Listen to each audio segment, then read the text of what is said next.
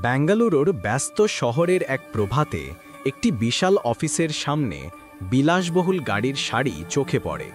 সূর্যের প্রথম আলো অফিসের কাঁচের দেয়ালে প্রতিফলিত হচ্ছিল, আর সেই আলোয় এক যুবকের শান্ত পদক্ষেপ ধরা পড়ছিল।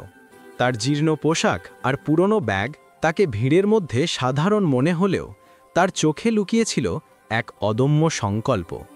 এই গল্প তার গোপন পরিচয়ের, ধৈর্যের এবং একটি অফিসের অন্দরে লুকিয়ে থাকা সত্য ও মানবতার সন্ধানের। এটি একটি যাত্রা যেখানে অহংকারের মুখোশ খসে পড়ে এবং সততার জয় হয়। সকাল ঠিক 9:30টার সময় ছিল। ব্যাঙ্গালুরুর একটি বিশাল কর্পোরেট অফিসের সামনে বিলাসবহুল গাড়ির সারি দাঁড়িয়েছিল। গাড়ির দরজা খুলতেই লোকেরা নামতে শুরু করল। তাদের পোশাকে ছিল মসৃণ স্যুট, ঝকঝকে টাই এবং পালিশ করা জুতো। প্রত্যেকের মুখে দ্রুত এগিয়ে যাওয়ার এবং কর্মক্ষেত্রে সাফল্য অর্জনের তীব্র আকাঙ্ক্ষা ফুটে উঠছিল। সেই ভিড়ের মধ্যে এক যুবক শান্ত পদক্ষেপে অফিসের প্রধান ফটকের দিকে এগিয়ে যাচ্ছিল। তার কাঁধে ঝুলছিল একটি পুরনো মলিন ব্যাগ। তার জামাকাপড় সামান্য কুঁচকানো ছিল, আর জুতো এতটাই জীর্ণ যে মনে হচ্ছিল যেন বছরের পর বছর ধরে হেঁটে এসেছে। তার নাম ছিল অর্জুন। কেউ তার দিকে তাকাচ্ছিল না, কারণ সবার চোখে সে ছিল একজন সাধারণ কর্মচারী। কিন্তু অর্জুন আদতে সাধারণ ছিল না, সে ছিল সেই কোম্পানির আসল উত্তরাধিকারী এবং ভবিষ্যতের মালিক। বিদেশে উচ্চশিক্ষা শেষ করে সম্প্রতি ভারতে ফিরেছিল সে, এবং একটি নামকরা কোম্পানিতে ইন্টার্নশিপও পড়েছিল। তবে সে তার পরিচয় গোপন রাখার সিদ্ধান্ত নিয়েছিল, যাতে সে জানতে পারে তার দলের প্রকৃত চরিত্র। যদি তাকে কোম্পানির দায়িত্ব নিতে হয়, তবে তার দলের মানুষ কেমন, কে সৎ, কে চাটুকারিতায় মেতে থাকে, আর কে ক্ষমতার অহংকারে মানবতাকে ভুলে যায়, এই উদ্দেশ্যে সে একজন পরিচ্ছন্নতা কর্মীর ছদ্মবেশ ধারণ করল। হাতে ঝাড়ু নিয়ে কোমর ঝুঁকিয়ে সে অফিসের ভেতরে প্রবেশ করল। গেট পার হতেই সে দ্রুত পায়ের শব্দ শুনতে পেল। এক মহিলা হাই হিল জুতো পরে তার দিকে দ্রুত এগিয়ে আসছিল। তার নাম ছিল রিয়া, এবং সে ছিল কোম্পানির অ্যাসিস্ট্যান্ট ম্যানেজার। রিয়া ছিল কঠোর স্বভাবের এবং তার অধীনস্থদের ওপর কঠোরতার জন্য কুখ্যাত। অর্জুনকে দেখেই রিয়ার চোখ কুঁচকে গেল। সে তাকে মাথা থেকে পা পর্যন্ত পরীক্ষা করে দেখল এবং কঠিন কণ্ঠে বলল, "এখানে দাঁড়িয়ে কি করছো? এখনই সব পরিষ্কার করো, এটা তোমার দাঁড়ানোর জায়গা নয়।" অর্জুন মাথা নিচু করল এবং এক মুহূর্তের জন্য তার বুকে হালকা ব্যথা অনুভব করল, কিন্তু সে মুখে শান্ত ভাব বজায় রাখল। সে চুপচাপ ঝাড়ু তুলে এক কোণে সরে গেল। এই অপমান সহ্য করা তার জন্য সহজ ছিল না, তবুও সে জানত তার আসল উদ্দেশ্য অন্য। এটা কোনো খেলা ছিল না, বরং একটি বড় পরীক্ষা ছিল, যেখানে সফল হওয়া তার জন্য অপরিহার্য ছিল। যাওয়ার আগে রিয়া ব্যঙ্গ করে বলল, "হ্যাঁ, এখানে পুরনো পরিচ্ছন্নতা কর্মীর মতো অলস ভাব দেখিও না, নয়তো বেশি দিন টিকতে পারবে না।" তার কথা শুনে আশেপাশের কিছু কর্মচারী মুচকি হাসল। কেউ কেউ চুপিসারে হাসল, আর কেউ ফাইল দিয়ে মুখ ঢেকে চলে গেল। কেউ ভাবল না যে যাকে তারা সাধারণ পরিচ্ছন্নতা কর্মী ভাবছে, সে কাল তাদের ভাগ্যের ফয়সালা করবে। অর্জুন ঝাড়ু দিয়ে মেঝেতে একটি চিহ্ন আঁকল এবং মনে মনে প্রতিজ্ঞা করল যে সে সবকিছু দেখবে, সবকিছু সহ্য করবে এবং সঠিক সময় সত্য প্রকাশ করবে। দুপুরের খাবারের সময় পরিবেশ ছিল রোজকার মতোই হইচইপূর্ণ। কিছু কর্মচারী জোরে জোরে হাসছিল, কেউ কেউ হাতে কফির মগ নিয়ে গল্পে মেতেছিল। অর্জুন চুপচাপ ঝাড়ু নিয়ে এক কোণে পরিচ্ছন্নতার কাজে ব্যস্ত ছিল। তার চোখ মেঝেতে ছিল, কিন্তু কান সব কথা শুনছিল। হঠাৎ এক মহিলা জোরে হেসে ইশারা করে বলল, "দেখো, নতুন পরিচ্ছন্নতা কর্মী একেবারে গ্রাম্য মনে হচ্ছে। মনে হয় জীবনে প্রথমবার এমন বড় অফিসে এসেছে।" তার পাশে বসা আরেকজন মেয়ে সঙ্গে সঙ্গে বলল, "হ্যাঁ, মনে হয় লিফটের বোতাম টিপতেও জানে না।" তাদের সাথে বসা আরেকজন কর্মচারী অপমান যোগ করে বলল, "কাল আবার আমাদের সাথে ক্যান্টিনে খাবার চাইতে এসো না।" সবার হাসি একসঙ্গে প্রতিধ্বনিত হল। পরিবেশে ঘৃণা আর অহংকারের গন্ধ ছড়িয়ে পড়ল, কিন্তু অর্জুন মাথা তুলল না। তার ঠোঁটে একটি হালকা হাসি ছিল। সে মনে মনে সবার মুখ মনে রাখছিল। সে জানত এমন মুহূর্তই আসল পরীক্ষা, যেখানে মানুষের চরিত্র বোঝা যায়। সে সবার আসল রূপ মনে গেঁথে নিচ্ছিল। কিছুক্ষণ পর সবাই তাদের হাসি আর কফির মগ শেষ করে ক্যান্টিন থেকে চলে গেল। অর্জুন তখনও পরিচ্ছন্নতার কাজে ব্যস্ত ছিল। তার ভেতরে কোথাও রাগের স্ফুলিঙ্গ জ্বলছিল, কিন্তু সে তার মনকে শান্ত করল। সে জানত যে আবেগপ্রবণ হলে তার পুরো পরিকল্পনা নষ্ট হয়ে যাবে। তাকে ধৈর্য এবং বিচক্ষণতার সাথে এগিয়ে যেতে হবে। সন্ধ্যা নামছিল। অফিসের বাইরে একটি ঝকঝকে বিলাসবহুল গাড়ি থামল। অর্জুন দূর থেকে দেখল রিয়া ফোনে কথা বলতে বলতে গাড়িতে উঠছে। তার মুখে অহংকার আর আড়ম্বরের ঝলক স্পষ্ট ছিল। তার ফোনে বলা কথা অর্জুনের কানে পৌঁছাল। হ্যাঁ প্রিয়, আজ রাতে আমাকে কোনো 5 স্টার রেস্তোরাঁয় নিয়ে যাও, কোনো সাধারণ ক্যাফেতে আমি যেতে পারি না। অর্জুন এক মুহূর্তের জন্য সেই দৃশ্য মনোযোগ দিয়ে দেখল, তারপর চোখ নামিয়ে নিল। তার মনে একটি চিন্তা এলো, এই অহংকার বেশি দিন টিকবে না। ক্ষমতার পদ সবসময় মানুষকে রক্ষা করতে পারে না, একদিন সত্য সবার সামনে আসবে। অর্জুন শান্ত পদক্ষেপে অফিস থেকে বেরিয়ে এলো। সন্ধ্যার ঠান্ডা বাতাস তার ক্লান্ত শরীরকে স্পর্শ করল, কিন্তু তার চোখে ছিল একটি দৃঢ় সংকল্পের আলো। এটা ছিল একটি দীর্ঘ খেলার শুরু, যেখানে প্রতিটি মিথ্যা, প্রতিটি অহংকার এবং প্রতিটি অন্যায়ের পর্দা ফাঁস হওয়ার জন্য অপেক্ষা করছিল। মেঝে তখনও ভেজা ছিল। হঠাৎ রিয়ার কঠোর কণ্ঠস্বর শোনা গেল। এই, পরিষ্কার তুমি করেছ নাকি? মেঝে এখনও ভেজা, যদি কেউ পিছলে পড়ে যায় তবে তোমার কি বুদ্ধি নেই?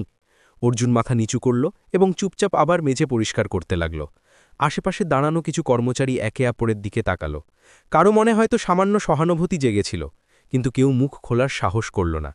তারা জানত রিয়ার সামনে কথা বলা মানে নিজেদের বিপদ ডেকে আনা। সবাই চোখ সরিয়ে তাদের কাজে লেগে গেল।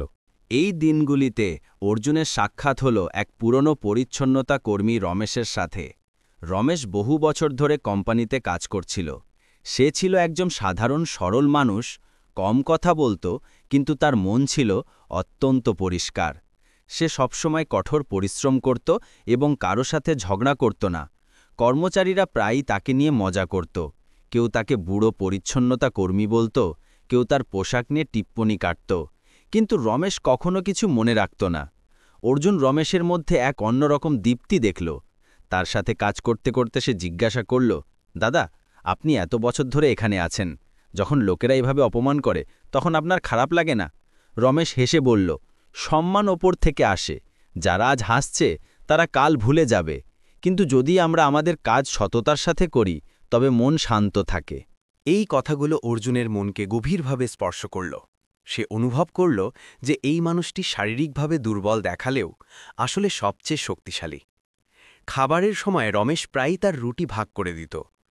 একদিন সে অর্জুনকে অর্ধেক রুটি দিয়ে বলল, নে বেটা, তুইও খেয়ে নে, আমি তো একা, আমার চলে যায়। তুই যুবক, তোর বেশি শক্তি দরকার। অর্জুনের চোখে হালকা জল চলে এলো। সে মনে মনে ভাবল, যদি কোম্পানিতে কারোর প্রথমে ন্যায় বিচার পাওয়া উচিত তবে সে হল রমেশ। সে রমেশের চরিত্রের দৃঢ়তা এবং মনের কোমলতার ভক্ত হয়ে গেল। সেই মুহূর্তে অর্জুন নিজের কাছে প্রতিজ্ঞা করল যে সে একদিন শুধু রমেশ নয়, বরং প্রতিটি মানুষের হক ফিরিয়ে আনবে, যাদের এখানে বছরের পর বছর ধরে দমন করা হয়েছে। কিন্তু সে জানত এখনও সময় আসেনি। তাকে আরও অনেক কিছু সহ্য করতে হবে এবং সঠিক সুযোগের জন্য অপেক্ষা করতে হবে। দিন পেরোতে লাগল, আর অর্জুন অফিসের প্রতিটি কোণে ঘটে যাওয়া ঘটনাগুলো খুঁটিয়ে দেখতে লাগল। একদিন দুপুরে খবর এলো যে কোম্পানির কোঅপারেটিভ সোসাইটির ঘর থেকে কিছু টাকা চুরি হয়ে গেছে। খবর ছড়াতেই অফিসে হইচই শুরু হলো। সবাই তাদের ডেস্ক ছেড়ে উঠে গেল এবং আলোচনায় মেতে গেল। কেউ বলছিল হয়তো কাগজে ভুল হয়েছে, কেউ বলছিল এটা নিশ্চয়ই কোনো ভেতরের কর্মচারীর কাজ। যখন হইচই চলছিল তখনই রিয়া দ্রুত পদক্ষেপে হলে প্রবেশ করল। তার হাতে কিছু কাগজ ছিল আর মুখে রাগের লাল আভা। সে সবার সামনে জোরে বলল, আমি জানি টাকাকে চুরি করেছে। এই কাজ আর কারো নয়, রমেশের।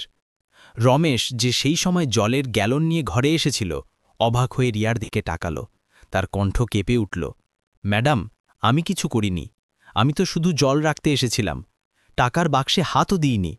কিন্তু রিয়া তার কথা শুনল না এবং সবার সামনে তাকে কঠোর ভাষায় তিরস্কার করল। বলল, চুপ করো, তোমাদের মতো লোকেরাই কোম্পানির বদনামের কারণ হও, তোমাকে তো এখান থেকে বের করে দেওয়া উচিত। আশেপাশে দাঁড়ানো কর্মচারীরা নিশ্চুপ ছিল, কেউ সাহস করল না রমেশের পক্ষে একটি কথাও বলতে। সবাই জানত রিয়ার বড় কর্মকর্তাদের সাথে ভালো সম্পর্ক আছে, আর তার সাথে জড়ানো মানে নিজের চাকরিকে বিপদে ফেলা। মানব সম্পদ বিভাগকে এইচআরকে সঙ্গে সঙ্গে জানানো হলো এবং তারা রমেশকে কঠোরভাবে সতর্ক করল। রমেশের মুখ ফ্যাকাশে হয়ে গেল। সে চুপচাপ মাথা নিচু করে ঘর থেকে বেরিয়ে গেল। অর্জুন দূর থেকে এই দৃশ্য দেখল, তার মন ভেঙে গেল। সে জানত রমেশ নির্দোষ, কিন্তু সবাই কেবল চোখ ফিরিয়ে নিল। রাতে যখন অফিস খালি হয়ে গেল, অর্জুন চুপচাপ সিকিউরিটি রুমে গেল। সেখানে কম্পিউটারে গিয়ে সে ঘরের ক্যামেরার রেকর্ডিং খুলল। স্ক্রিনে স্পষ্ট দেখা গেল যে রমেশ ঘরে এলো, গ্যালন রাখল এবং সঙ্গে সঙ্গে চলে গেল। সে টাকার বাক্স স্পর্শ করেনি। এটা দেখে অর্জুন স্বস্তির নিঃশ্বাস ফেলল, কিন্তু একই সাথে তার মনে রাগের আগুন জ্বলে উঠল। সে সঙ্গে সঙ্গে ভিডিওটি কপি করে নিজের কাছে রাখল এবং নিজেকে বলল, সময় বদলাচ্ছে, এই অবিচার বেশি দিন চলবে না। এই রাত্রি অর্জুনের জন্য খুব গুরুত্বপূর্ণ ছিল। সে ঠিক করল যে সে এখন শুধু দর্শক থাকবে না, বরং খুব শীঘ্রই এই ব্যবস্থা ভেঙে দেবে। পরের দিন সকালে অফিসে এক অদ্ভুত শান্তি বিরাজ করছিল। সবাই জানত কিছু বড় ঘটতে চলেছে।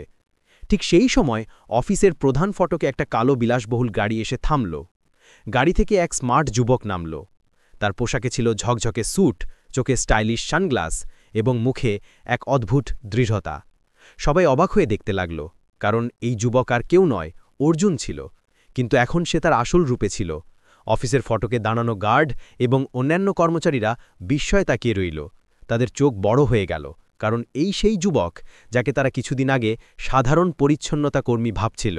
অর্জুন শান্ত পদক্ষেপে ভেতরে প্রবেশ করল। তার সাথে ছিল তার ব্যক্তিগত সহকারী, যে হাতে একটি ফাইল নিয়ে দ্রুত তার পিছনে হাঁটছিল। তারা দুজন মিটিং হলের দিকে এগিয়ে গেল। সেই হল যেখানে কোম্পানির সমস্ত গুরুত্বপূর্ণ মিটিং হতো, এবং আজ সেখানে সবার জন্য একটি বিশেষ মিটিং ডাকা হয়েছিল। মিটিং হলে একে একে সবাই প্রবেশ করতে লাগল। রিয়া একটি বড় হাসি নিয়ে অর্জুনকে স্বাগত জানাতে এগিয়ে এলো, কিন্তু তখনও সে অর্জুনকে চিনতে পারেনি। সে ভাবল হয়তো কোনো বড় বিনিয়োগকারী বা বিদেশি অতিথি। রিয়া বলল, স্যার, আমার নাম রিয়া, আমি অ্যাসিস্ট্যান্ট ম্যানেজার, আপনাকে এই কোম্পানিতে স্বাগত। অর্জুন তার দিকে তাকিয়ে হালকা হাসল। সেই হাসিতে একটি নীরব ব্যঙ্গ ছিল। অর্জুন শান্ত কণ্ঠে বলল, ধন্যবাদ রিয়া, কিন্তু তোমাকে তোমার পরিচয় দেওয়ার দরকার নেই, আমি সব জানি। রিয়া অবাক হয়ে তাকিয়ে রইল। সেই মুহূর্তে অর্জুন তার সহকারীকে ইশারা করে বলল, এবার মিটিং শুরু করো। সভার শুরুতে অর্জুন একটি বড় স্ক্রিন চালু করল। স্ক্রিনে সেই সিসিটিভি ফুটেজ চলতে লাগল যেখানে রমেশের ওপর মিথ্যা চুরির অভিযোগ আনা হয়েছিল। সবাই বিস্ময়ে দেখতে লাগল যে রিয়া কিভাবে একজন নির্দোষ মানুষকে সবার সামনে অপমান করেছে। ফুটেজে স্পষ্ট দেখা গেল যে রমেশ শুধু জলের গ্যালন রেখে চলে গিয়েছিল এবং সে টাকার বাক্স স্পর্শও করেনি। ভিডিও শেষ হওয়ার পর হলে নীরবতা নেমে এলো। অর্জুন গম্ভীর কণ্ঠে সবাইকে সম্বোধন করল, গত কিছুদিন ধরে আমি এখানে ছিলাম, শুধু একজন সাধারণ মানুষ হিসেবে নয়, বরং এই প্রতিষ্ঠানের ভবিষ্যৎ হিসেবে। আমি দেখতে চেয়েছিলাম আমার এই পরিবারে কে সৎ আর কে শুধু ক্ষমতার পিছনে ছুটছে। আমি দেখলাম কিভাবে কিছু লোক তাদের অহংকার আর মিথ্যা গর্বের কারণে অন্যদের কতটা ছোট দেখাতে পারে। দেখলাম কিভাবে একজন সৎ এবং পরিশ্রমী মানুষের উপর মিথ্যা অভিযোগ আনা হলো। রিয়ার মুখ সাদা হয়ে গেল। সে ভয়ে কাঁপছিল। সে অর্জুনের দিকে তাকিয়ে কিছু বলতে পারল না। অর্জুন তখন রমেশকে ডাকল। রমেশ তখনও ভয়ে ভয়ে সভাগৃহে এলো। তার পুরনো পোশাক এবং মুখে সেই পুরনো ভয় ছিল।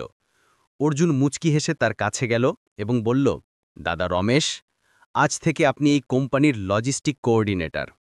এটা আপনার সততা এবং পরিশ্রমের পুরস্কার। আপনি একজন সত্যিকারের মানুষ। আমি আপনাকে সম্মান জানাই। রমেশের চোখে জল এসে গেল। তার মুখে আনন্দ এবং কৃতজ্ঞতার ভাব ফুটে উঠল। সে অর্জুনকে ধন্যবাদ দিল এবং চুপচাপ কাঁদতে লাগল। এরপর অর্জুন সবার দিকে তাকিয়ে বলল, যাদের মধ্যে মানবতা এবং সততার অভাব আছে তাদের জন্য এই কোম্পানিতে কোনো জায়গা থাকবে না। এর ফলস্বরূপ রিয়াকে কোম্পানি থেকে বরখাস্ত করা হলো। অর্জুন পরে রিয়ার সাথে ব্যক্তিগতভাবে দেখা করে বলল, জীবন এখানেই শেষ হয় না, তোমার এখনও বদলানোর সুযোগ আছে। অহংকার অস্থায়ী সম্মান দেয়, কিন্তু শেষ পর্যন্ত সবকিছু কেড়ে নেয়। তারপর একটি কার্ড দিয়ে বলল, আমাদের একটি ট্রেনিং প্রোগ্রাম আছে, যদি চাও তবে তাতে যোগ দিতে পারো, সেখান থেকে নতুন শুরু করতে পারো। রিয়া তখন বুঝতে পারল সে কি ভুল করেছে। তার চোখে জল এসে গেল। সে মাথা নিচু করে অর্জুনকে ধন্যবাদ জানালো এবং চলে গেল। পরের দিন থেকে সবকিছু বদলে গেল। কর্মচারীরা কাঁধে কাঁধ মিলিয়ে কাজ করতে লাগল। তারা বুঝে নিল যে মানুষের আসল পরিচয় তার পদ, টাকা বা পোশাক দিয়ে হয় না, বরং তার চরিত্র এবং মানবতা দিয়ে হয়। কখনো কাউকে ছোট ভেব না, কারণ কে জানে কার কাছে কি লুকানো প্রতিভা বা পরিচয় আছে। যদি গল্পটি পছন্দ হয় তবে আমাদের চ্যানেলে সাবস্ক্রাইব করতে ভুলো না। পরের ভিডিওতে আবার দেখা হবে।